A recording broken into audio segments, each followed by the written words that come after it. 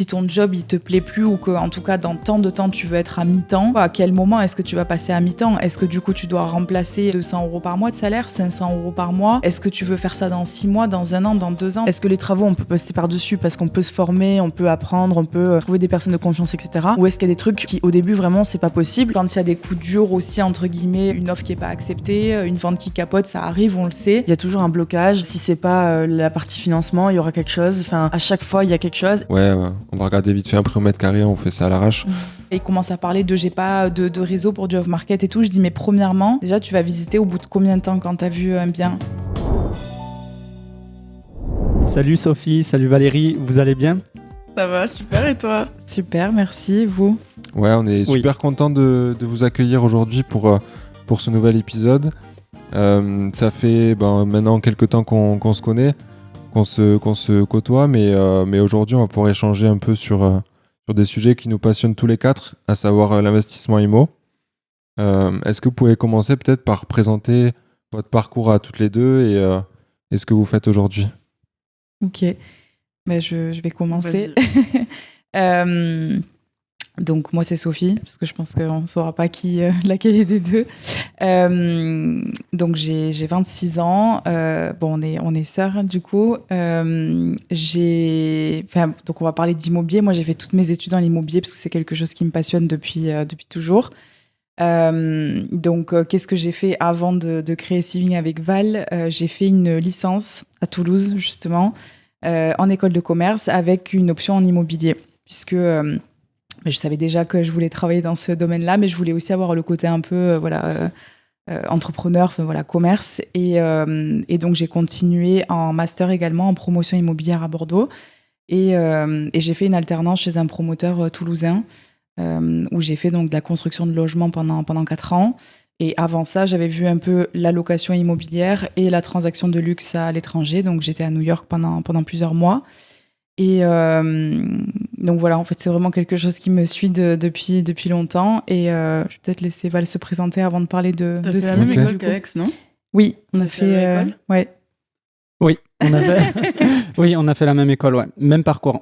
Exact, ouais. On a fait exactement la même chose. Mais vous n'êtes pas croisés pendant l'école? Et non, j'ai redoublé une classe. Alors, pas en grandes écoles, mais j'ai redoublé au lycée. Et ensuite, tu as 1 an de plus. Ouais. Ouais, donc voilà, il y a 2 ans de décalage. Ouais. Ok. Et toi, tu l'as pas fait à Bordeaux, l'école? Si. Ah bon? Ouais. Mais non. Si, à Bordeaux. Ah, putain. Mais du coup, On a eu les mêmes. Je suis partie, quoi. On a eu les mêmes profs, surtout en licence, mais Ok. mais ouais, voilà. Ouais, non. Okay. Ouais, c'est marrant. Ouais, pour le coup, c'est vraiment la même école et tout, quoi. C'est vrai. Et on se retrouve après les études, justement, c'est quand même rigolo. Ouais. Oui. La vie est faite ainsi. Donc, et moi, toi, Val, c'est ouais. Valérie, pour les personnes qui ne me connaissent pas encore. Je suis donc bien la grande sœur de Sophie, pour mettre les choses au carré. Parcours un peu différent. Alors moi, j'ai fait mes études aux États-Unis en licence, et après, j'ai fait un master dans une école de commerce à Madrid, et tout dans la communication, marketing, business international, donc rien à voir avec l'immobilier. J'ai ensuite bossé pendant presque 1 an à Londres dans une petite start-up, pareil, marketing, business, etc. Et puis, je me suis lancée à mon compte. J'ai eu ma première petite entreprise qui existe encore aujourd'hui, qui s'appelle Uniathlète, où on accompagne des sportifs à trouver des bourses pour partir aux États-Unis. Donc, voilà. Et je tannais un petit peu Sophie pour qu'on se lance dans une activité ensemble. J'ai commencé en parallèle de cette première activité à investir en immobilier, donc grâce aux conseils de Sophie.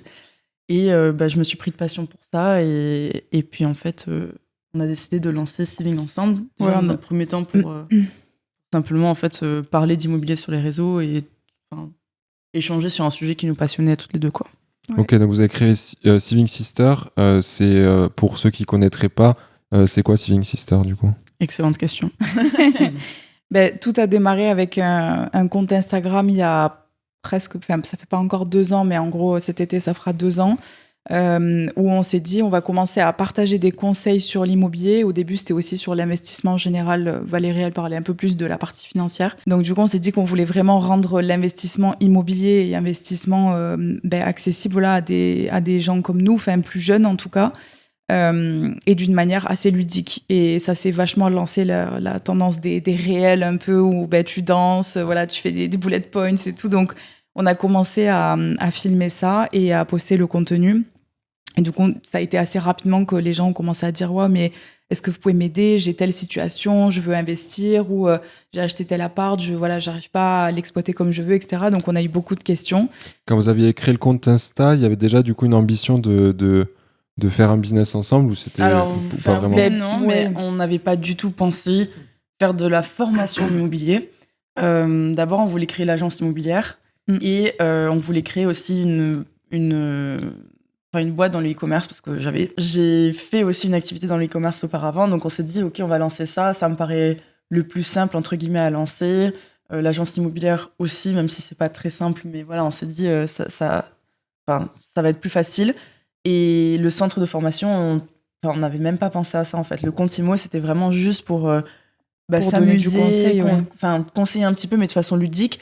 Et c'est quand, justement, on a commencé à avoir des demandes des personnes sur les réseaux qu'on s'est dit, mais en fait, je crois qu'à la fin, on passait à peu près 5-6 heures par jour à répondre aux messages sur Instagram.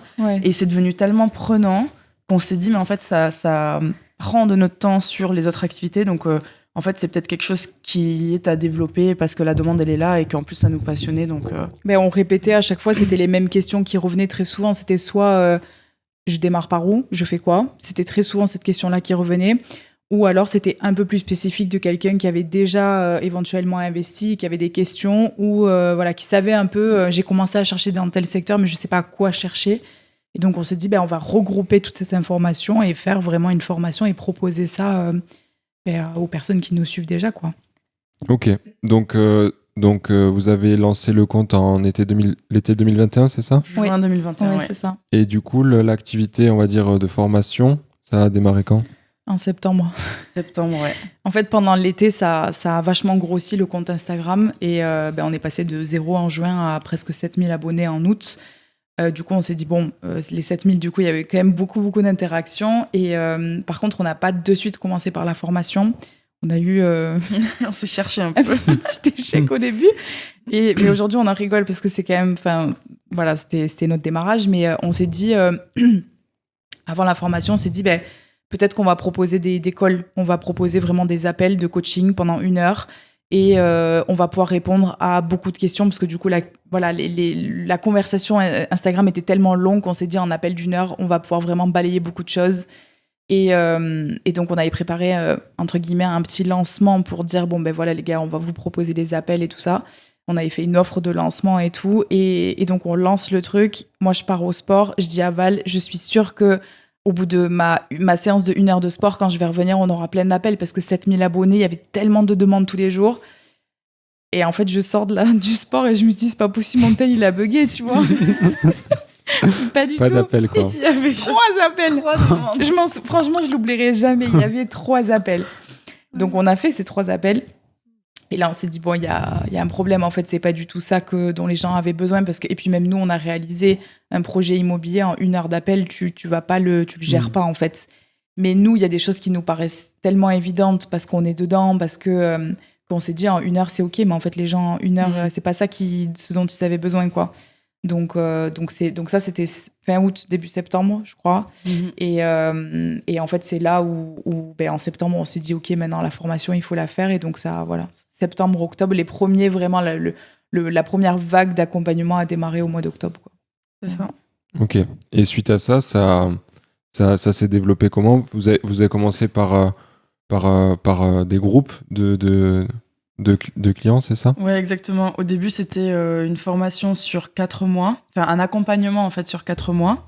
Donc ils avaient accès à une formation vidéo qu'on avait écrite, rédigée, filmée, etc.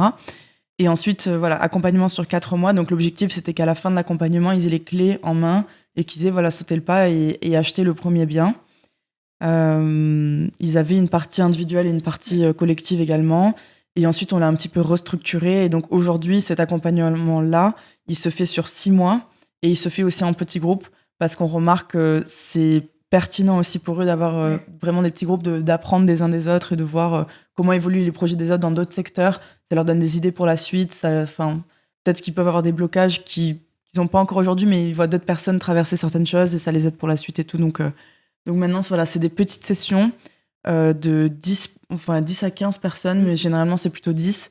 Et voilà, sur 6 mois, avec un coaching par semaine.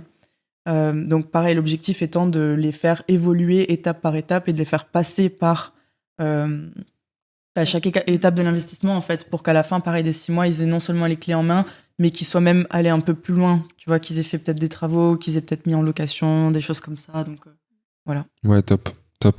Et justement, tu parlais de ces fameuses étapes. Moi, je suis curieux de savoir, vous qui avez aujourd'hui accompagné, alors j'ai pas les chiffres en tête, vous avez accompagné combien de personnes d'ailleurs aujourd'hui à peu Plus près? de 300. Ouais, là, on a plus Ouais, de c'est 300 clients, ouais. Ouais, donc je suppose que vous avez quand même un énorme retour d'expérience là-dessus.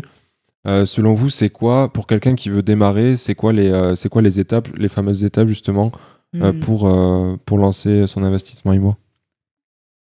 Premièrement, c'est de commencer à se former, déjà de comprendre un peu par quelle phase ils vont passer. Mais en tout cas, la manière dont nous, on commence à travailler avec les personnes qu'on accompagne et aussi comment on a structuré vraiment la formation, c'est que c'est comprendre les différents types d'investissements qu'il y a, parce que sinon, ils commencent vraiment direct à se dire « Ok, moi, j'ai entendu mon voisin, il a investi dans un immeuble de rapport, donc du coup, je vais faire ça parce que c'est ce qui fonctionne. » Sauf que, oui, mais non, ça fonctionne déjà pas partout. Et puis, il faut comprendre aussi, est-ce que le budget, il peut suivre? Est-ce que voilà, le secteur dans lequel tu veux investir, voilà, c'est... Donc, il faut déjà comprendre ce qu'il est possible de faire. Mais en tout cas, on démarre vraiment par un plan d'action. C'est le premier truc qu'on leur fait faire. C'est qu'on leur dit, il faut que vous fassiez d'abord un état des lieux de votre situation, que vous ayez clairement en tête les objectifs et que vous sachiez un petit peu qu'est-ce que vous avez déjà à votre disposition et ce que vous n'avez pas, où est-ce que vous allez le chercher. Donc nous, on les accompagne justement pour faire ce plan d'action. On a créé des documents pour qu'ils puissent avancer pas à pas dans le plan d'action et qu'ils puissent aussi revenir dessus dans 6 mois, dans 6 ans aussi, s'ils veulent continuer. Mais voilà, c'est important déjà parce qu'il y a beaucoup de personnes qui, sur leurs finances, ne sont pas claires déjà. Et ça, c'est quand même le point le plus important, je pense, quand tu démarres, de savoir est-ce qu'il faut que je commence à avoir un peu d'épargne, est-ce que ma situation, voilà, elle est saine ou pas, est-ce que j'ai un profil, en tout cas, bancaire qui est intéressant. Donc, c'est vraiment ça. Et de comprendre les objectifs. Parce que très souvent, on nous dit, je veux investir dans l'immobilier. Parce que, voilà, pourquoi? En fait, pourquoi? Parce que liberté financière et complément de salaire, c'est OK. Mais du coup, on leur fait vraiment se poser la question de... quantifie-le au maximum, quoi. Essaye de comprendre pour toi si tu veux, si ton job il te plaît plus ou que en tout cas dans tant de temps tu veux être à mi-temps. Du coup, à quel moment est-ce que tu vas passer à mi-temps? Est-ce que du coup tu dois remplacer 200 € par mois de salaire, 500 € par mois? Est-ce que tu veux faire ça dans 6 mois, dans 1 an, dans 2 ans? Donc du coup, l'objectif, voilà, c'est pas... Il y a eu beaucoup de formateurs qui ont fait rêver en disant tu vas pouvoir être libre financièrement dans 1 an avec l'immobilier et tout. On va se calmer de suite et nous, on essaie de leur faire comprendre qu'il y a quand même une réalité et que c'est des choses qui se préparent et qu'en fait, si tu visionnes bien les objectifs que tu as, on leur explique que de visualiser, c'est déjà, ça permet un passage à l'action beaucoup plus important que si tu dis juste, oui, je veux investir dans l'IMO. Et que quand il y a des coups durs aussi, entre guillemets, une offre qui n'est pas acceptée, une vente qui capote, ça arrive, on le sait. Qu'au moins d'avoir cette vision, ça te permet de rester motivé, quoi, de savoir pourquoi tu fais ça. Et comme ça, tu t'égares pas non plus, parce que c'est vrai qu'il y a des personnes qui, voilà, elles pensent, ok, je veux devenir rentier, mais réellement, ça veut dire quoi? Ça veut dire combien par mois? Et du coup, quel type d'investissement est-ce que tu vas devoir faire? Combien est-ce que toi, ça va te coûter? Etc., etc. Et ça enlève aussi le côté émotionnel de l'investissement et ça leur permet de rester... très focus et très chiffre et très rationnel, quoi, parce qu'il y en a beaucoup, il y a beaucoup de personnes qui réalisent pas les efforts, le temps, l'énergie et les sacrifices que ça représente si on veut vraiment avancer, structurer les choses et réaliser plusieurs investissements par an. Exactement. Ça demande énormément de sacrifices à faire. Ouais. Et je rebondis sur le fait de ce que vous avez dit, de bien établir les objectifs, le pourquoi on veut investir, c'est primordial. Absolument. Et j'allais rebondir aussi, juste, on leur fait aussi vachement réfléchir sur le lieu d'investissement. Enfin, je veux dire, le temps. Moi, ça fait partie surtout du plan d'action dans les moyens que j'ai à ma disposition. Il y a vraiment les moyens temporels aussi et logistiques de se dire, J'ai parfois des clients qui me disent ouais mais il y a plein de biens qui me passent sous le nez, je comprends pas. Ils commencent à parler de j'ai pas de réseau pour du off-market et tout. Je dis mais premièrement, déjà tu vas visiter au bout de combien de temps quand tu as vu un bien? Ah mais là je peux pas parce que du coup je travaille et tout. Et je comprends. Je veux dire on peut pas. Je veux dire on n'est pas tous libres. Nous on peut lâcher notre journée, aller visiter un bien et c'est un luxe de pouvoir faire ça. Donc je comprends que dans une journée où tu fais 8h, 18h, ça peut être compliqué et tous les agents immobiliers ne travaillent pas le week-end aussi, donc on peut pas toujours visiter. Mais du coup, j'ai dit ça fait partie de sa réflexion au départ. Il faut l'intégrer en fait dans sa façon de fonctionner, quoi. Exactement. C'est dis-toi que tu as des petits time blocks où tous les jours, quand tu prends ton petit déj, tu regardes les annonces, tu sais que tu as une pause à un moment donné dans ta matinée où tu vas appeler. Tout le monde a quand même 10 minutes de pause. Il y a des pauses clopes qui se font tous les jours. Tu peux faire une pause appel agent immobilier. Même en pause clope, tu peux le faire. Même en pause clope, tu peux appeler, tout à fait. Et du coup, après, de se dire, bon, ben voilà, une fois par semaine, pendant mon temps de recherche, parce que ça, voilà, quand tu fais ton premier investissement, on te demande pas forcément de rebondir de suite et de réinvestir demain.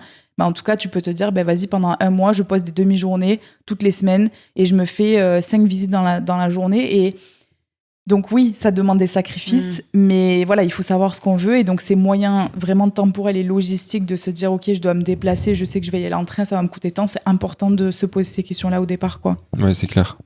Et j'ai envie de revenir un peu sur cette idée de plan d'action. Qu'est-ce que concrètement vous établissez avec les gens qui veulent se lancer? En fait, est-ce que c'est... Enfin, je suppose que c'est un mélange de tout ça, mais en termes d'objectifs, peut-être de type d'investissement, est-ce que c'est sur le budget? Est-ce que c'est, comme tu le disais, sur le temps qu'ils ont à y consacrer?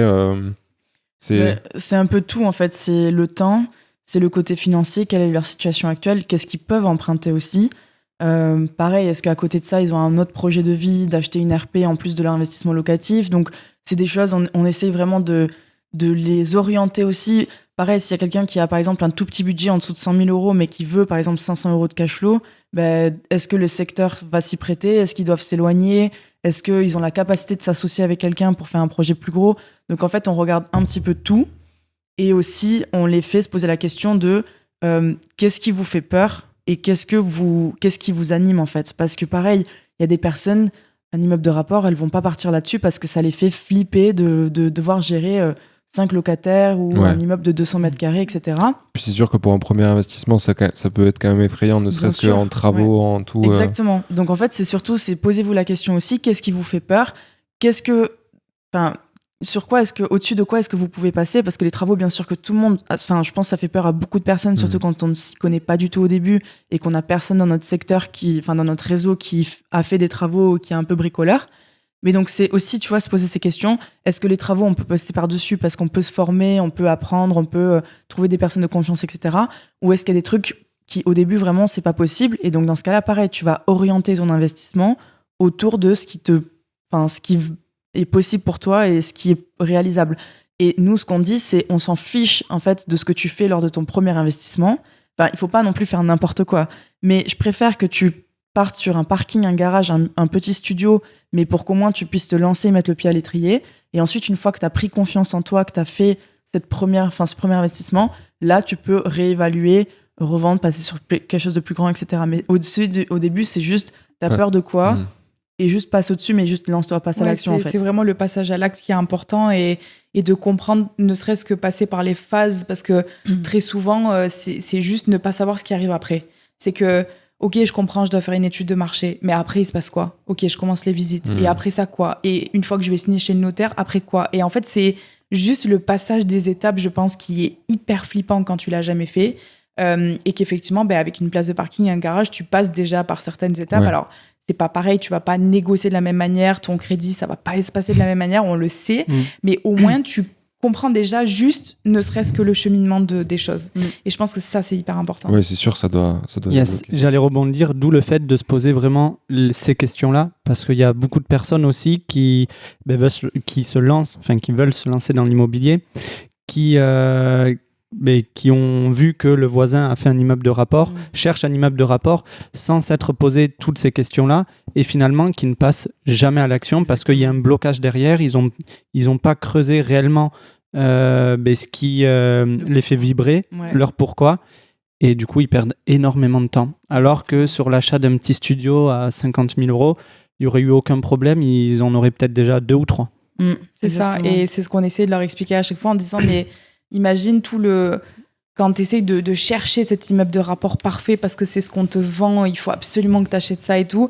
Au final, tu aurais eu le studio, tu aurais peut-être empoché, je sais pas, 350, 400 € par mois, mais tu aurais fait ça pendant les 10 mois que tu as perdu, tu aurais eu 4 000 €. Enfin, c'est quand même, et tu aurais capitalisé en même temps et tout, donc c'est quand même de l'argent facile que sur lequel tu t'es assis, tu vois. Donc le coût de l'inaction, ça c'est quelque chose qu'on leur fait calculer aussi, parce qu'il y a des personnes qui nous contactent et qui viennent de tomber sur l'investissement immobilier ou qui pensaient que depuis très récemment et qui veulent très rapidement acheter et donc ils se forment pour aller plus vite, etc. Mais il y a aussi beaucoup de personnes qui réfléchissent à ça depuis 2, 3, 4 ans et en fait on leur dit mais si tu étais passé à l'action il y a 4 ans, et c'est pas pour les faire culpabiliser, mais c'est justement pour dire ok, peut-être réévalue ton projet et qu'est-ce qui va faire que juste tu vas passer à l'action. Et ensuite, on se concentrera sur l'optimisation de ta stratégie d'investissement, en fait. Ouais, c'est un truc qu'on voit très souvent, nous aussi, chez Sans Cravate.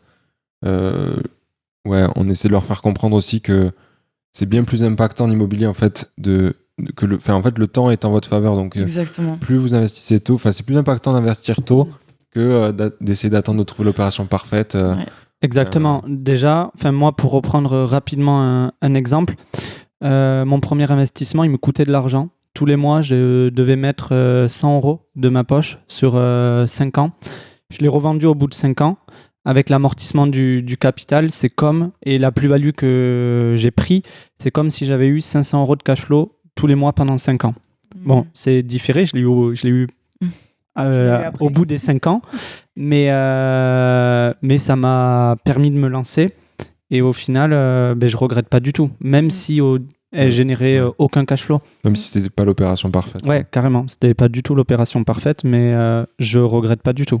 Ouais. Je rebondis là-dessus parce que c'est exactement ma situation. Le premier investissement que j'ai fait, c'était ma résidence principale. Donc ça m'a permis moi de capitaliser sur moi-même au final pendant l'année où j'ai vécu dedans. Et après, quand je l'ai mis en location, à l'époque, j'avais pas forcément étudié les stratégies parce que j'étais vraiment censée rester dedans, donc c'était pas du tout prévu. Mais ça m'a appris aussi d'anticiper ce switch que tu peux faire dans des stratégies en fait d'investissement. Et c'est pareil, ça m'a coûté de l'argent un peu tous les mois pour avoir ce bien-là. Mais il va être en vente à la fin du mois. Et par rapport à l'estimatif de la revente, au final, avec la capitalisation et la plus-value, il y a à peu près 50 000 € qui va rentrer. Donc, sur 3-4 ans de détention, c'est pareil. C'est quand même, c'est comme si tu avais. Alors, oui, c'est du différé, mais c'est comme un placement au final d'argent. Complètement. C'est de l'épargne qui s'est faite tous les mois. C'est de l'argent que j'ai mis dedans, mais que je récupère. Et en fait, tout ça, c'est de l'argent placé, en fait. Il faut se dire que tu n'aurais pas acheté cette RP, mais tu n'aurais pas, au bout de 3 ans, 50 000 €. Exactement. Ou alors, il aurait fallu mettre beaucoup d'argent de côté tous les mois pour les avoir, quoi. Ah ouais, mais en 3 ans, mettre 50 000 avec un salaire moyen, tu peux pas impossible. Mettre 50 000 € Exactement. Donc c'est ça. Impossible. Et je rebondis sur la résidence principale parce que je pense qu'il y a beaucoup de personnes qui vous contactent et qui se demandent est-ce que je fais ma résidence principale ou est-ce que je fais une acquisition en investissement locatif. Ouais, c'est une question qui revient souvent même chez nous. Ouais. Du coup, c'est quoi votre avis là-dessus? Alors déjà, j'allais dire, premièrement, je pense que cette question se pose beaucoup parce que malheureusement, il y a énormément de conseillers financiers qui disent que je te financerai que si tu fais ta résidence principale d'abord. Donc, c'est même pas c'est une croyance que les gens se sont faites à cause de ça. Alors que c'est tout à fait possible de faire l'inverse, déjà, premièrement. Et après, je pense que du coup, tu voulais peut-être rebondir. Non, mais je trouve que cette question, elle est intéressante parce que ça revient à ce qu'on disait tout à l'heure. En fait, c'est propre à chacun. Il faut se poser par rapport à son projet.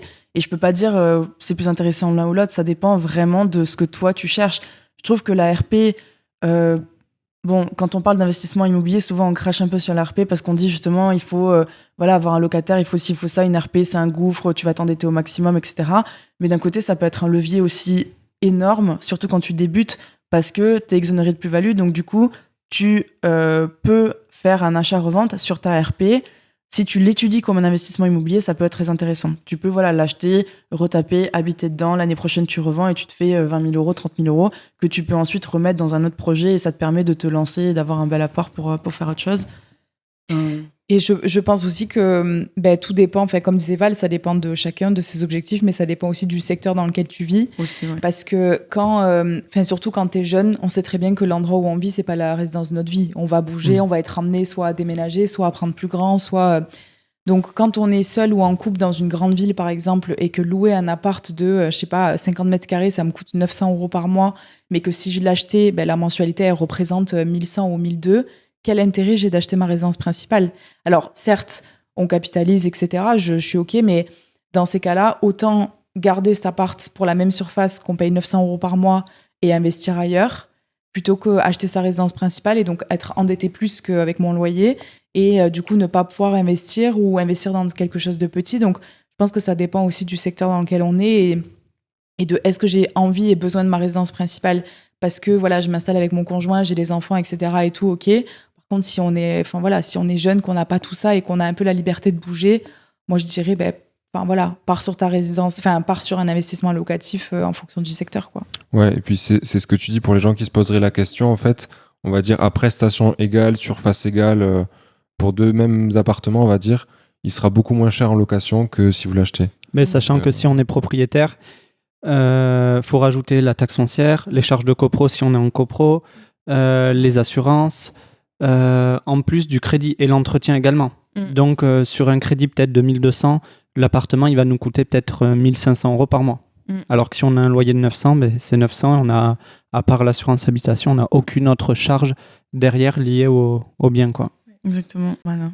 Mais trop bien. Donc première étape, on a vu plan d'action, objectif. Ouais. Donc première étape, si vous voulez vous lancer, je pense faire un bilan de votre situation, vos revenus, vos charges. Se poser les bonnes questions. Vous posez les bonnes questions de pourquoi vous voulez faire ça. Est-ce que, comme tu disais, c'est pour remplacer un boulot? Est-ce que c'est pour préparer votre retraite? Il peut y avoir plein de raisons. Une fois que tout ça c'est bien établi, c'est quoi l'étape d'après? Qu'est-ce que vous leur faites faire en premier après ça? Une étude de marché. Ouais, l'étude de marché. Parce que du coup, en fonction justement de ce qu'ils ont envie de faire, est-ce que c'est avoir un complément de salaire? Est-ce que c'est rentrer une grosse rentrée d'argent d'un coup avec, par exemple, de l'achat-revente? Donc, en fonction de ça, on leur explique un peu ce qui est le plus intéressant à faire et aussi en termes de fiscalité. Et donc, on va chercher un secteur qui répond à ça. Donc, étude de marché. Et ça, il y en a beaucoup qui n'ont pas envie de la faire ou qui la font un peu rapidement oui, j'ai vu que le prix au mètre carré sur Meilleur Agent, c'était 2000 € le mètre carré.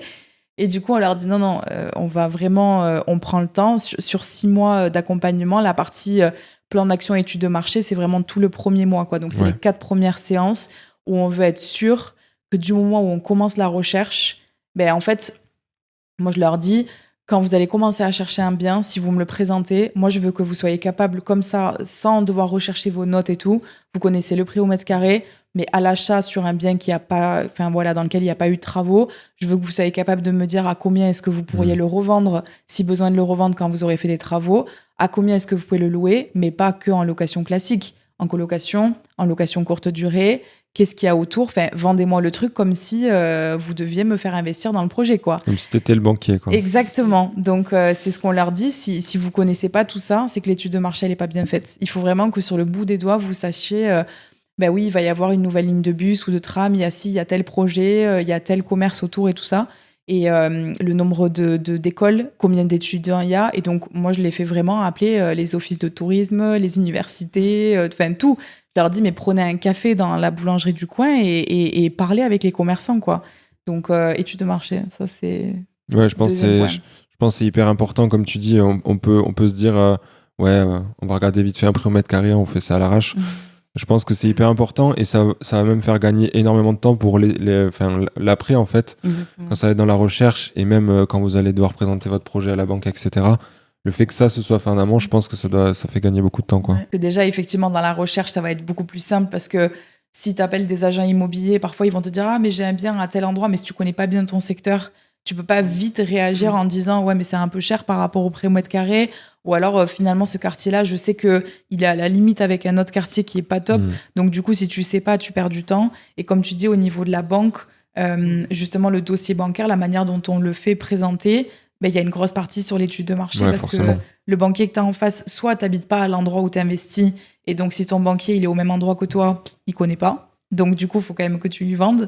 Et il se peut que tu aies un banquier dans le département dans lequel tu investis, mais il ne connaît pas forcément la ville, ou alors il n'est pas au courant que par exemple la LCD, elle explose dans ce secteur-là. Donc il faut lui vendre, quoi. Ouais, ou la coloc, moi j'ai eu entre guillemets, le cas avec la colocation.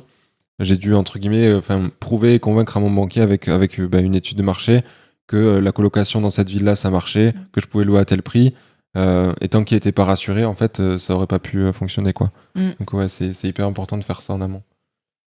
Ok, donc là, on a plan d'action, objectif, étude de marché. Maintenant, c'est quoi? C'est la recherche. Ouais, c'est ça. Là, effectivement, une fois qu'on connaît bien son secteur, en tout cas que le secteur est validé, parce que encore une fois, parfois il y a 2-3 études de marché qui sont faites avant que on se positionne dessus, mais en tout cas quand on voit que par rapport au prix au mètre carré, par rapport à la stratégie qu'on peut y faire, ça fonctionne, dans ces cas-là on attaque les visites, quoi, les recherches, les visites. Ouais, recherche visite, donc là c'est d'abord partie traditionnelle, hein, donc Le Bon Coin, Se Loger, Logique Immo, bien ici, donc tous les sites de petites annonces, mettre des alertes sur le type de bien qu'on cherche pour éviter de passer des heures et des heures à chercher, mais recevoir des alertes pour des biens qui qui correspondent à nos critères. Et ensuite, appeler des agences aussi. Je sais que vous avez posté un réel hier, je crois. Ouais, récemment, ouais. Et c'est exactement ça, c'est appeler des petites agences qui ne postent pas forcément sur ces grands sites parce que ça coûte très cher. Mais les personnes ne savent pas forcément, mais ça coûte très cher de poster sur ce genre de site. Donc il y a plein de petites agences immobilières locales qui le font pas, ou en tout cas qui sont pas partout. Donc les appeler, donc les agences dans le secteur, et ensuite se familiariser un petit peu avec les agences IMO. Pareil, aller. Nous, on leur dit aussi, si vous avez l'opportunité, le temps de le faire, que vous êtes sur place, allez aussi en agence justement vous déplacer, vous présenter à l'agent IMO. Alors parce que l'agent IMO, il faut savoir que pour rentrer justement dans des réseaux un peu off-market, parce que c'est un peu le mot à la mode en ce moment, il faut faire le travail, il faut aussi se tisser des liens avec ces personnes-là. Et si on n'est pas mémorable, ou en tout cas si elles savent pas exactement ce qu'on cherche, elles vont pas forcément nous appeler quand elles ont un bien off-market à nous présenter. Donc faire ce travail et aller les rencontrer, quoi. Ouais, et puis parfois ça demande d'un peu, comme tu dis, créer du lien, quoi. C'est-à-dire c'est pas parce que tu vois un agent IMO une fois que tu vas être son meilleur ami, qui va t'envoyer tous ses biens intéressants. Donc c'est quelque chose qui se travaille sur le long terme aussi. Exactement. Et on essaye aussi d'expliquer aux gens que le réseau et le fait qu'un agent immobilier t'appelle pour te dire j'ai un bien, ça se fait pas, ça se fait pas en une visite, ça se fait même pas parfois en 1 mois, 2 mois ou 6 mois que tu connais quelqu'un, ça se fait pas. Et c'est ok, c'est pas pour autant que du coup on va pas trouver un bien. C'est des choses, parfois ça met des années à se construire un gros réseau. Donc il faut commencer à mettre les choses en place, mais c'est pas grave si on trouve pas des biens off-market. Et après, aujourd'hui aussi, on leur dit que sur les réseaux sociaux, sur Instagram, il y a beaucoup d'agents commerciaux qui ont créé leur propre compte parce qu'ils sont tous indépendants.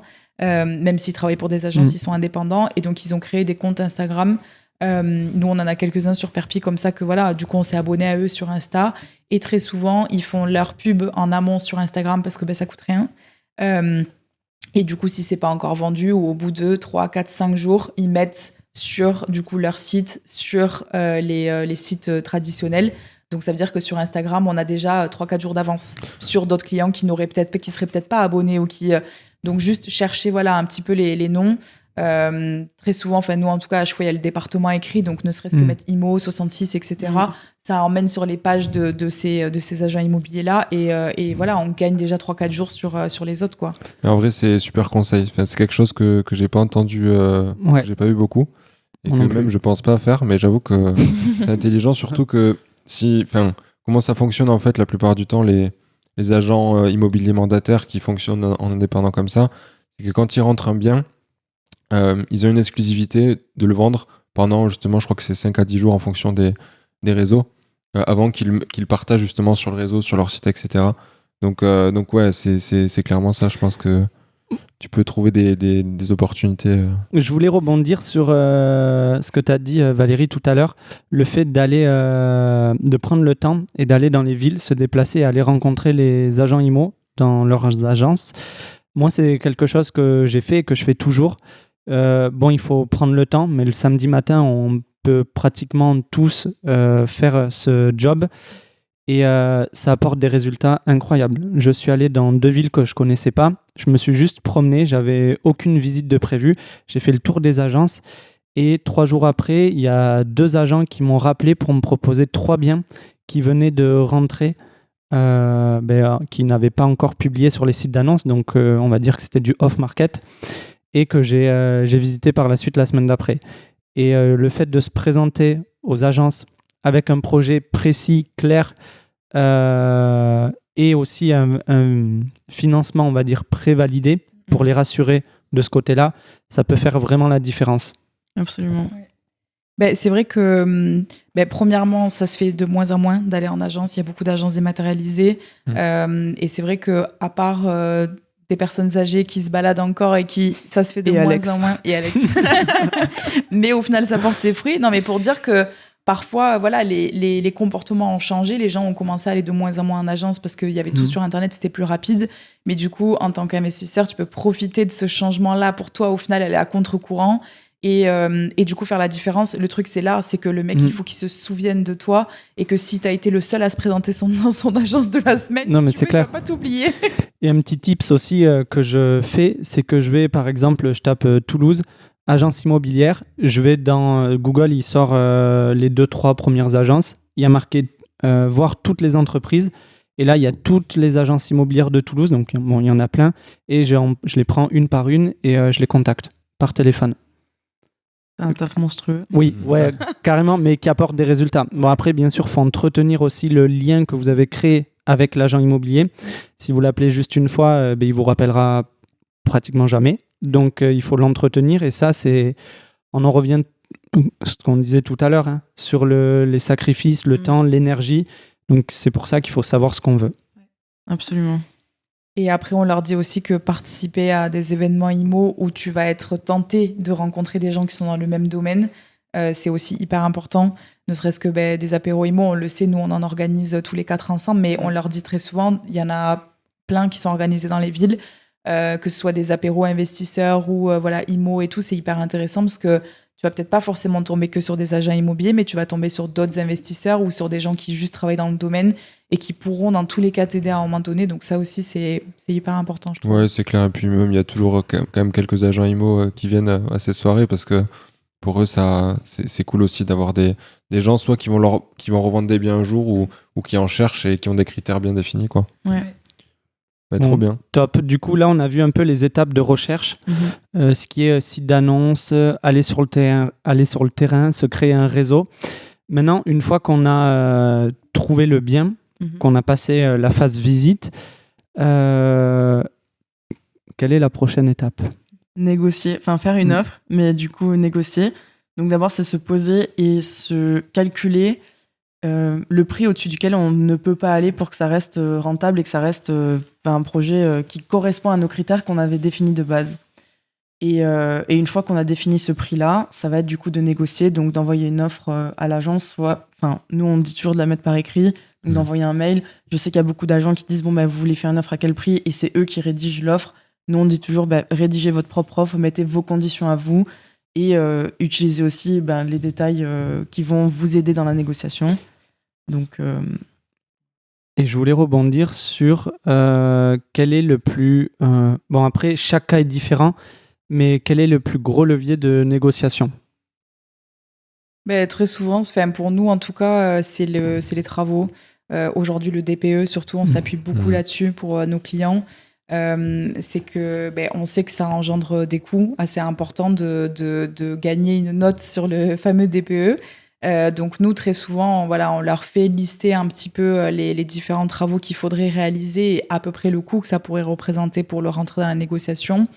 On utilise aussi l'étude de marché pour justement dire, écoutez, par rapport au secteur et par rapport au quartier, vous êtes au-dessus ou vous êtes vraiment dans la fourchette moyenne, mais il y a des choses à remoderniser pour arriver à la fourchette haute. Donc, l'étude de marché et les travaux surtout, on utilise. Et après, en ce moment aussi, le financement, parce que ça, c'est quelque chose, en ce moment, en tout cas, la tendance fait qu'il y a beaucoup de refus au niveau des banques. Donc, avoir justement, tu parlais tout à l'heure d'avoir un dossier pré-qualifié, entre guillemets, et aller voir l'agent et dire écoutez, je sais que oui, je négocie, mais avec moi, vous êtes sûr que le dossier il va être accepté et que ça va pas sauter, donc vous allez pas perdre 6 mois.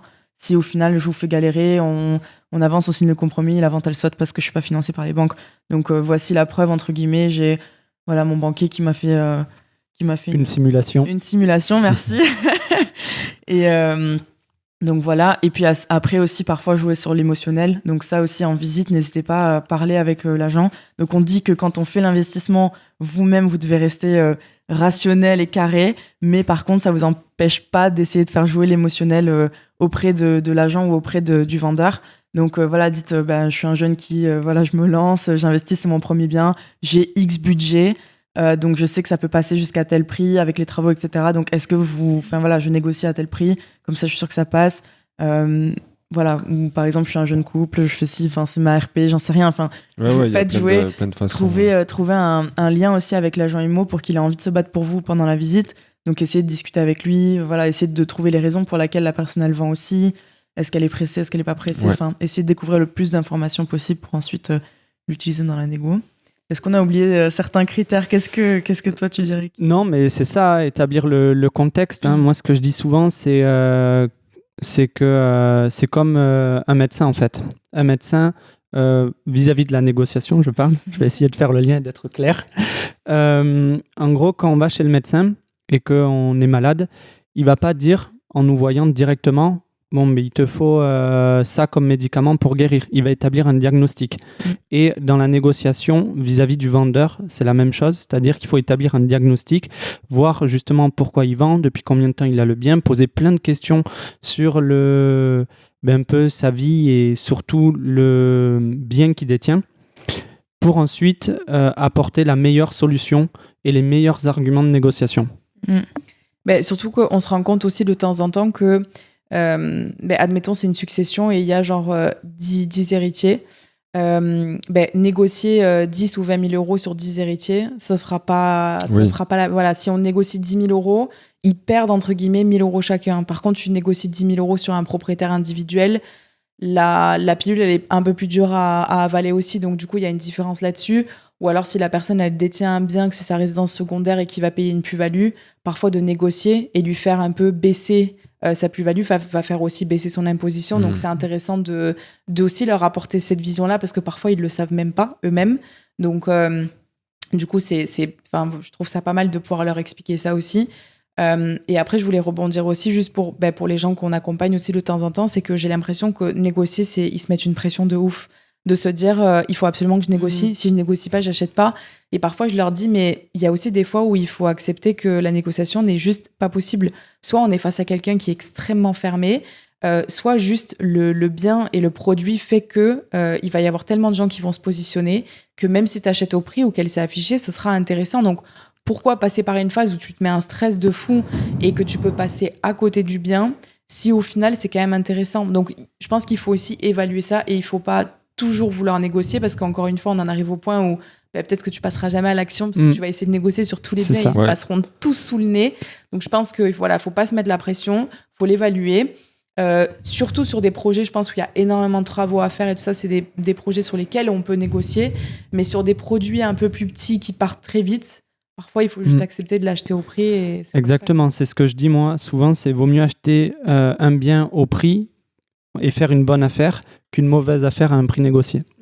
Ouais, et puis il y a des fois où juste le bien est au bon prix, quoi. Oui. Et puis non mais ça arrive, ça arrive, c'est rare, mais ça arrive.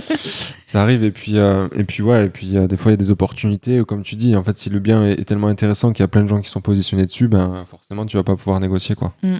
Ça paraît logique. C'est là où le côté émotionnel va rentrer en compte, c'est que, comme disait Val, après c'est sans manipuler la personne, le but c'est pas de... Mais c'est juste que si justement à ce moment-là il a 5 ou 6 offres au prix, du coup il va se départager comment ? Alors soit il y en a qui vont dire première offre reçue, je la valide, soit il y en a qui vont se positionner sur effectivement la personne qui va avoir un profil qui correspond, ou parce qu'il a eu ce feeling-là de se dire bah tiens, moi, c'est un appart que j'ai acheté avec ma femme il y a 20 ans, on s'est installé dedans, les enfants ont grandi, là, je vois qu'il y a un couple. Donc, en fait, ou alors, ok, le mec, il fait du foot, moi aussi, ben vas-y, je lui vends à lui. Non, mais c'est vrai. Non, mais oui, chaque cas est différent. Vraiment, ça dépend du contexte. Ouais. Et j'aimerais bien revenir sur le financement. Oui. Tu l'as évoqué un petit peu tout à l'heure, Valérie. Tu disais qu'en ce moment, il y avait beaucoup de refus. Alors, c'est vrai, nous, on l'observe aussi. Mais vu que vous accompagnez... Ouais, Alex peut en témoigner. Vu que vous accompagnez beaucoup de personnes, c'est quoi votre vision en ce moment du financement ? Est-ce qu'effectivement, il y a beaucoup de refus ou il y a beaucoup de refus de manière générale, mais les gens qui sont bien préparés arrivent quand même à se faire financer ? Ouais. Enfin, c'est quoi, votre vision par rapport à ça en ce moment ? Ouais, en fait, c'est surtout ça. C'est que oui, il y a beaucoup de refus, mais il y a encore énormément de banques qui financent aussi. Donc, je pense qu'il y a aussi juste un blocage dans la tête de beaucoup de personnes qui se disent oui, mais en ce moment, il y a beaucoup de refus. Oui, certes, mais en fait, il y a toujours quelque chose aussi. Il y a toujours un blocage. Si c'est pas la partie financement, il y aura quelque chose. Enfin, à chaque fois, il y a quelque chose. Et donc, en fait, ce qui est intéressant en tant qu'investisseur, c'est de trouver la faille ou en tout cas de contourner l'obstacle. Donc c'est vrai qu'en ce moment, l'accès au financement est plus compliqué, mais ça veut aussi dire que on va vraiment se démarquer quand on va déposer un dossier qui est béton, avec une bonne étude de marché, avec un bien qui est rentable. Donc en fait, en tant qu'investisseur, on va se démarquer parce que le banquier, il y a aussi...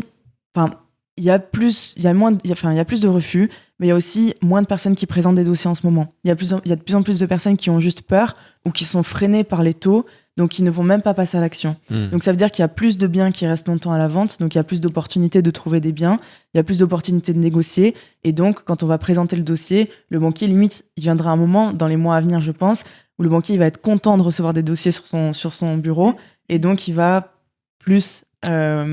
l'étudier en profondeur, prendre le temps d'étudier et le financer aussi quand vraiment on a un projet béton.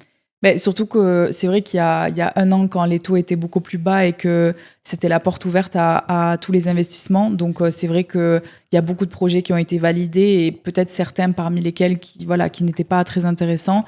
Et on en parlait justement avec notre banquier cette semaine que il y a certains dossiers qui sont refusés, mais il faut voir aussi les dossiers. C'est que c'est des gens qui viennent avec des projets... c'est complètement loufoque ou parce qu'ils sont accompagnés par les mauvaises personnes et du coup ils se retrouvent avec des biens où le banquier il voit clairement que sur le papier ça fonctionnera pas, donc oui, du coup il y a un refus. Donc encore une fois, tout dépend de ce qu'on présente, et c'est ce que toi tu disais aussi par rapport à je me présente en agence, et en fait tout dépend de comment tu te présentes. Tu vas te présenter, tu te dis en fait je sais ce que je recherche, je sais dans quel secteur, je sais quel budget, je montre que je sais aussi de quoi je parle. Devant la banque, c'est exactement la même chose. Si j'arrive avec un bien où je suis capable d'expliquer, il est dans tel quartier, il y a ça autour, je le paye tel prix, le prix au mètre carré, c'est ça, mais je sais que je vais pouvoir le louer en location longue durée, mais aussi si je fais Donc, il faut emmener les cas concrets. Et dans ces cas-là, bien entendu, si on est à découvert tous les mois, le banquier, au bout d'un moment, il ne faut pas non plus s'attendre. C'est quand même quelqu'un qui va nous prêter 100 000 euros, 150, 200, 500 000. On peut pas y aller les mains dans les poches en se disant oui, je vais être financé. Non, voilà. Oui, bien sûr. Donc ça fait partie du plan d'action à la base de préparer ce profil-là. Mais pour des personnes qui ont des comptes sains ou qui ont mis des choses en place pour ça, qui ont encore du taux d'endettement, qui ont présenté le bon projet, on le voit même en fin d'année, alors qu'on sait qu'en fin d'année c'est pas la période la plus simple. Il y a eu des crédits. Donc oui, c'est clair. Et je pense même que on entend beaucoup, il y a beaucoup de refus. Alors je pense que c'est vrai. Je pense qu'aussi il y a beaucoup de refus à cause du taux d'usure. Et ouais, à cause du taux d'usure et pas forcément en fait à cause de la situation de la personne en elle-même, quoi. C'est juste que y a ce mécanisme qui fait qu'ils ont pas le droit de le faire, et je pense qu'il y a beaucoup de refus. Ouais, nous on a parlé avec un notaire lundi, dans la semaine. Et justement, il nous disait que lui observait aussi énormément de refus de financement, que là, il était de l'ordre de 50% sur ses dossiers. Ouais. Mais je pense que c'est plus dû du coup au taux d'usure, parce que juste aux banques qui arrêtent de prêter, quoi. C'est ça. Et puis après, l'immobilier, c'est aussi c'est un cycle, quoi. C'est toujours comme ça. Il y a une période où c'est un peu plus la porte ouverte à tout le monde et il y a énormément de crédits. Puis après, ils referment un peu la porte, ça rediminue un petit peu et ça va repartir. Mais en tout cas, comme disait Val tout à l'heure, juste avec un dossier béton et avec l'opportunité qui est toujours là pour les investisseurs, je suis certaine que la porte ne sera jamais complètement fermée. Non. Mais je pense que justement, le problème qu'on a, nous, c'est que nous, je veux dire, les personnes à peu près de notre âge, vingtaine, trentaine, ou en tout cas qui se sont intéressées à l'immobilier dans les 3 dernières années, on va dire, on s'est lancé à un moment où c'était tellement beau, où les crédits c'était du jamais vu, et donc du coup aujourd'hui les gens sont paniqués et se disent mais 3% c'est pas possible, je remets tout l'investissement immobilier en question, je me dis que 3% c'est même plus rentable, c'est la fin de l'immobilier. Alors que c'est pas du tout le cas. Il y a des investisseurs qui investissent depuis 20 ans, qui ont connu des crédits à 8% et qui ont investi quand même. Donc Oui, du bien coup, sûr. Après, l'immobilier n'était pas au même prix. oui, bien sûr. Mais oui, ça n'empêche pas de continuer à investir. Dans tous les cas, il y a des solutions. Déjà, les intérêts, on peut les déduire des revenus locatifs. Et ensuite, dans 5 ans, on n'a pas de boule de cristal, mais admettons, les taux rechutent un peu, on sera toujours à temps de se faire renégocier le crédit ou de se le faire racheter. Ça, c'est ce qu'on leur dit aussi à chaque fois quand ils nous disent ouais, mais est-ce que c'est le bon moment, est-ce que j'attends pas? Bon, bah, du coup, tu peux attendre si tu veux. Tu peux attendre 2 ans comme tu peux attendre 10 ans, on n'en sait rien de quand est-ce qu'on va revenir à 1%.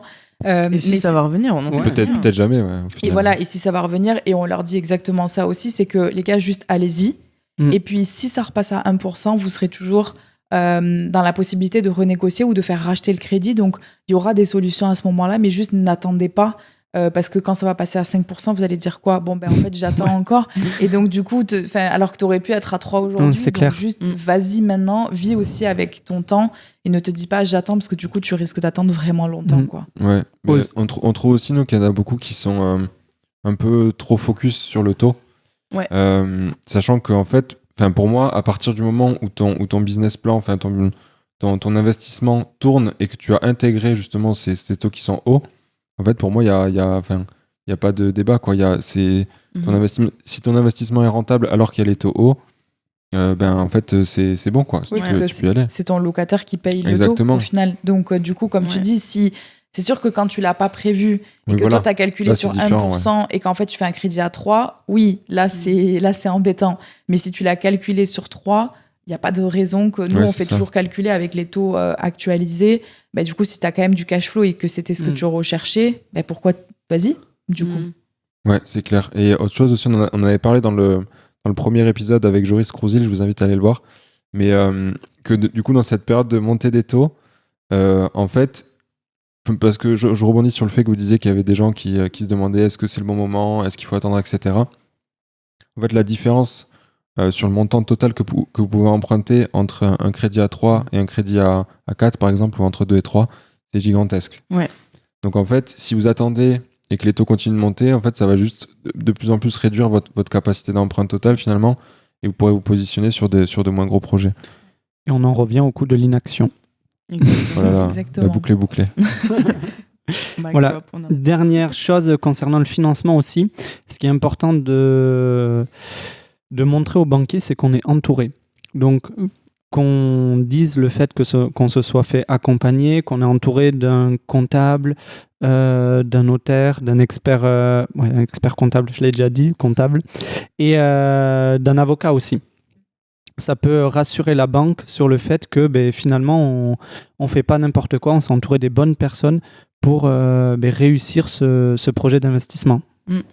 Ouais, ça c'est un bon conseil. C'est vrai qu'on ne pense pas forcément à le dire, mais c'est une bonne chose de le préciser, ça. Par exemple, sur la fiscalité, quand on arrive pour présenter la fiscalité de l'investissement en disant « j'ai vu ça avec mon comptable, il m'a conseillé sur cette option parce que c'est plus adapté vis-à-vis de ma situation », déjà le banquier il va dire « ok, bon, mais c'est réfléchi, c'est pas fait sur une vidéo YouTube, quoi ». Du coup, on a vu l'étape du financement. Maintenant, les dernières étapes, une fois que le financement a été validé, quelles sont-elles ? Du coup, c'est le moment où on peut aller signer l'acte authentique chez le notaire. Hein. Ça fait partie des conditions à lever. Donc, une fois qu'on a le financement, on peut aller signer chez le notaire. Et on se retrouve enfin avec les clés en main. Et normalement, pendant cette phase un peu où on recherche le financement, c'est aussi où on a fait les devis travaux. Donc, si tout est bien organisé, en soi, on peut lancer les travaux une fois qu'on a réceptionné les clés. Donc, il y a cette phase de travaux ou pas, parce que parfois, il n'y en a pas. Et puis après, c'est la partie où soit on met en loc, soit on revend si on a un projet d'achat-revente. Et puis on enchaîne. Et puis voilà, l'objectif, c'est qu'une fois qu'on a vécu en fait toutes ces étapes-là, on sait par quoi on va passer. Et bien entendu, tous les projets sont différents, donc il peut y avoir des petites subtilités, des choses, mais en tout cas, dans les grandes lignes, c'est par ces phases-là qu'on passe en tout cas, et donc on est capable de répéter l'opération, quoi. Ouais, super. Moi, il y a beaucoup de personnes qui me disent aussi, je veux investir dans l'immobilier. Ils commencent on les accompagne sur un appartement, mais ils se disent, demain, si je veux faire un immeuble, je ne serai pas préparé. Parce que pour eux, c'est différent. Alors qu'en soi, dans les faits, c'est à peu près la même chose, c'est juste que c'est un peu plus gros. Il y a juste peut-être plus d'éléments à vérifier, que ce soit juridique, etc. Et si ça dépend ce que tu veux faire, si tu as des divisions à faire, des choses comme ça, il y a des éléments supplémentaires. Ouais, c'est ça, c'est qu'au niveau, effectivement, au niveau urbanistique, où il peut y avoir un peu plus de choses à prendre en compte, et c'est pour ça que tous les projets sont différents et qu'on apprend toujours. On apprend toujours, et puis un immeuble à un autre peut être différent aussi, parce qu'il y en a un qui peut être déjà entièrement divisé avec tous les compteurs, etc., où il y a, entre guillemets, rien à faire, alors que l'autre, il y aurait tout à faire. Donc, dans tous les cas, un immeuble d'un autre peut vraiment changer. Mais pour moi, en tout cas, c'est la même chose, parce que juste, c'est quand même un bien. Donc, tu vas chercher un financement. Le devis, il est fait sur l'entièreté de l'immeuble. Et après, si on délègue, par exemple, la mise en location ou la vente, dans tous les cas, ce sera la même chose aussi, quoi. Donc, on rentre juste plus de loyer. Ouais, le principe est le même, c'est-à-dire recherche, visite, négociation, devis, demande de financement, travaux, mise en location. Exactement. Donc en soi, c'est les mêmes étapes. Exactement. Est-ce que vous, il y a des types d'exploitation que vous privilégiez, que vous aimez particulièrement Est-ce que vous êtes plus location nue, location meublée, colocation, courte durée? Alors, location nue, c'est quelque chose qu'on ne fait pas du tout aujourd'hui, parce qu'on sait que la fiscalité, elle est quand même assez assassin là-dessus. Donc, location nue, pas forcément. Nous, c'est de location meublée, principalement. Et après, moi, je suis pas forcément fan de la location classique. Enfin, ça m'ennuie profondément. C'est surtout de la location, on va dire, moyenne durée. Pour nous, en tout cas, c'est l'avenir, ça, parce qu'il y a énormément de gens qui ont besoin de se déplacer sur des courtes, moyennes durées. Qui viennent en formation pendant 1 mois, qui sont envoyés par leur boîte en mission pendant 2 mois, donc qui ont besoin d'un logement qui est meublé, et qui sont souvent prêts à payer plus aussi, parce qu'ils vont payer leur confort et l'emplacement, et puis location courte durée, quoi. Donc, colocation aussi, ça nous plaît bien. Mais en tout cas, meublé sur de la moyenne courte durée, quoi. En fait, on se régale avec Sophie à décorer, à aménager, à réfléchir aux meubles, à l'ambiance qu'on veut donner. Et en fait, ça nous permet aussi de nous lâcher et de faire des projets sur lesquels, qu'on ferait peut-être pas chez nous, parce qu'au bout d'un moment, tu te lasses d'un mur qui est rose ou bleu ou j'en sais rien. Mais du coup, ça nous permet de nous lâcher, d'explorer un petit peu notre créativité sur ces biens-là. Donc, c'est pour ça qu'on se lance aussi qu'on fait beaucoup de LCD de moyenne durée. Ouais. Et aussi parce que fiscalement, c'est quand même la location meublée, c'est le plus intéressant. Et qu'au final, la location courte durée ou moyenne durée, contrairement à ce qu'on pense, ça se fait pas que dans les grandes villes, ça se fait pas que sur les stations balnéaires, et sachant qu'en plus, dans les grandes villes et les stations balnéaires, on est très souvent bloqués. Donc ça se fait aussi dans des secteurs auxquels on pensait pas forcément avant, et dans lesquels les gens n'y pensaient pas forcément avant, mais il y a tellement d'endroits où tu peux le faire, parce qu'il va y avoir des activités en extérieur, parce qu'il y a un festival, et en fait on s'en rend pas compte, mais il y a de la location moyenne et courte durée qui peut se faire un peu partout, quoi. Ouais, c'est clair, même dans des endroits insoupçonnés. Et justement là, tu parlais de fiscalité, c'est vrai qu'on l'a pas évoqué là-dedans, mais vous, à quel niveau vous la voyez avec les gens qui veulent que vous accompagnez, qui veulent se lancer? Est-ce que c'est quelque chose que vous voyez en amont? Est-ce que c'est quelque chose qui vient plus tard? Ça vient en amont pour qu'ils aient les bases et qu'ils comprennent, parce que c'est quand même important de comprendre. Après, encore une fois, ça dépend de l'avancée de la personne. Donc, si la personne, elle a vraiment déjà un gros patrimoine, ou elle a en fonction des objectifs, on va plus ou moins pousser là-dedans. Mais c'est vrai que si c'est quelqu'un qui débute et c'est son premier projet aussi, on veut qu'elle ait les bases, on veut qu'elle comprenne. On veut qu'elle l'incorpore dans sa stratégie aussi, parce que c'est pas une fois qu'on a acheté qu'on va réfléchir à la fiscalité, mais on veut pas non plus que ce soit un point bloquant. Et ça, comme on en revient à tout à l'heure au début, c'est passer à l'action. C'est qu'il y a des personnes qui ont très peur de la fiscalité et qui du coup se lancent pas dans l'investissement immobilier parce qu'elles disent mais je ne maîtrise pas ça. encore une fois, au pire, tu te lances, tu fais un truc, et si après tu te rends compte que c'est pas l'investissement que tu voulais, tu revends, tu fais autre chose et tu réévalues et tu réadaptes. Si tu t'es lancé sur de la location meublée et qu'au final tu veux faire du nu, c'est pas grave, tu revends ton bien et tu fais autre chose et voilà. Sachant que la fiscalité, elle vient quand même après, même une fois qu'on a mis en location, elle vient l'année d'après, lors de la déclaration. Donc on a un peu aussi le temps de réajuster, de se retourner sur la fiscalité, quoi. Mais c'est vrai que c'est quand même un point qu'on essaye ça fait partie d'un des premiers modules dans la formation, parce qu'il y a aussi beaucoup de personnes qui ne comprennent pas déjà comment marche l'impôt sur le revenu en général. Ouais. Donc déjà sur leur propre revenu professionnel. Donc assez rapidement, on essaie quand même déjà d'expliquer comment ça fonctionne, avec la différence entre le régime micro et réel qui est déjà important à comprendre. Mais c'est quand même un point qu'on aborde très vite. Et donc là, on a aussi notre expert comptable qui intervient dans les coachings pour bien expliquer, premièrement, du coup, l'impôt sur le revenu et l'impôt quand on achète en nom propre. Mais après, on trouve aussi important d'aborder une fiscalité un peu plus avancée. En société. Ouais. Et aller encore un petit peu plus loin avec les personnes qui ont des entreprises déjà et qui veulent utiliser ce levier-là pour investir. Et donc, d'aller sur des montages de holding, etc. Donc, on s'adapte vraiment au niveau de la personne et de ses objectifs. Et donc, du coup, on l'aborde un peu en fonction des besoins de ces groupes à ce moment-là, quoi. Ok. En tout cas, si vous voulez vous lancer et que vous y connaissez pas en fiscalité, le seul truc qu'il faut retenir, on va pas rentrer dans les détails là dans cet épisode parce que c'est un sujet à part entière, mais ce qu'il faut retenir, c'est qu'en nom propre, le meublé est bien plus intéressant fiscalement que le nu, globalement. Et que après, en société, c'est d'autres fonctionnements. Ouais, c'est différent, ouais. C'est un autre fonctionnement. Donc du coup, pour résumer, toutes les étapes, définir ce que l'on souhaite vraiment, se poser les bonnes questions pour établir notre ligne directrice, on va dire. La deuxième étape, c'est l'analyse de marché, enfin l'analyse de ville, analyse de marché. Troisième étape, ça va être la recherche. Une fois qu'on a fait la recherche, c'est les visites. Visite, négociation, rédaction d'offres d'achat. Et ensuite, on passe à l'étape suivante qui va être la demande de financement. Donc, établir un dossier bancaire en béton. Après, ça va être les travaux. Et une fois que les travaux ont bien été établis, au niveau des devis, on va signer le bien. Là, les travaux vont pouvoir véritablement commencer. Et après, c'est la mise en location. Ou la revente. Ou la revente, effectivement, ouais.